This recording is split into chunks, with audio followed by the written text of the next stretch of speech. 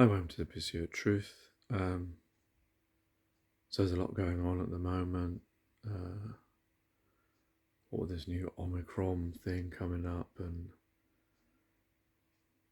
the way that maybe some of the West and the rich countries are handling it in opposing restrictions on the poorer countries who seem to have a better system of tracking these things than the rich countries, unless the rich countries knew about it and just kept quiet about it, because that doesn't quite make sense, because it's now everyone seems to be able to track it. And on Sky News I was reading that some of the cases they believe may predate the announcement that South Africa made about finding the Omicron variant, which means how was that not detected in these rich countries?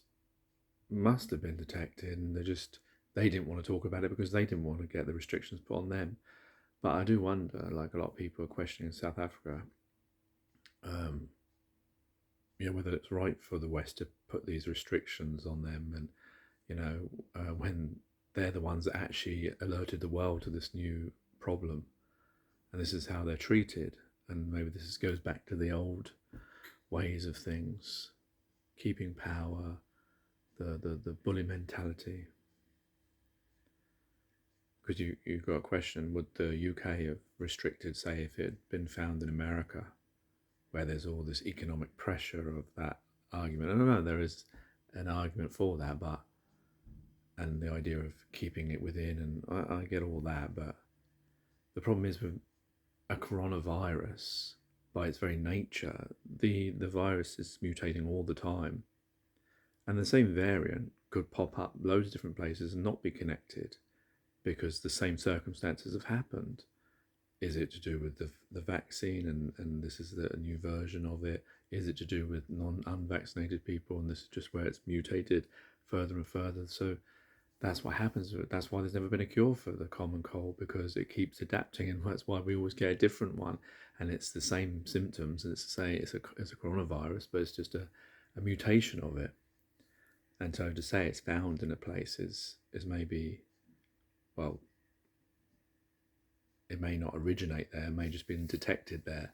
But often these words, when it comes to journalists, they forget these things, and then that causes a big problem, especially for poorer countries who they're not being helped out by these promises of the rich countries and the pharmaceutical companies that are going to give all these vaccines, and then they try and make out it's to do with hesitancy, whether it's not, because they don't have, like Africa, how many billion is there? And 2 doses, how many? They don't have the capacity, these pharmaceutical companies, because they're keeping I assume the patent to themselves. They're not giving it to other companies to reproduce it, and therefore it's going to take a long time before they get this many vials. But I don't know, it's just the old ways, or what I call it old ways, this way of how countries seem to see other countries, how people see other peoples. Sometimes it frustrates me, because I feel that, and this is not to big up me or anything like that, I get frustrated because I see sort of here, whereas most people, we're here. Most people just want to see up to here, these little small changes, which may be personal to them, correcting those things before we can get to that stage. And maybe it is an impossibility for us to get to this stage, because first we've got to do all these little steps to get to this stage. But I guess in my lifetime, I'd like to see it where all humanity is working together and in the benefit of humanity, rather than all these divisions and fractions that people buy into and argue about. And like with people, say people in South Africa are going to get annoyed that the West are doing this, because of this division of seeing each other in these circles, seeing this patriotic view of life, this that gets in the way. Lots of things gets in the way. Historical things get in the way. Our historical way of thinking, our systematically following of the past and our forefathers, and even religion to a certain extent.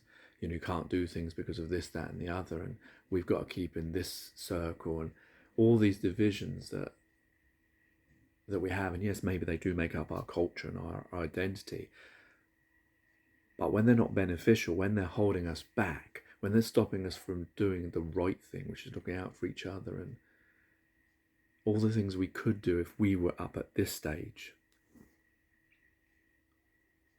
rather than allowing all these divisions just to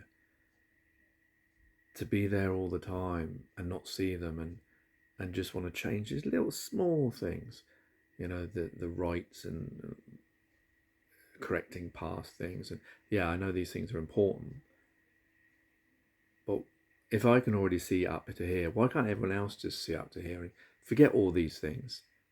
Why do we have to be gradual and slow and like why can't we just say, well, I know why. It's because there's just too many people involved, too many world leaders, too many people with power that wouldn't ever want to let go of these divisions, and are happy, and because they're happy and they're having a good life and a good existence, they don't see up here because they're fine with here. There's nothing wrong with them. They don't mind these little changes because they're worried about what would happen if they were up here. If everyone was equal, if everyone was on the same footing, if everyone had the same chances and ability and existence. That doesn't seem like such a bad thing, but you'd get people who would argue about it because they're stuck in these little divisions. Who would say, no, because I can't let go of this, or I can't let go of that, or I don't want to lose this power, or that culture, or whatever. Take care, take it easy, God bless, and peace.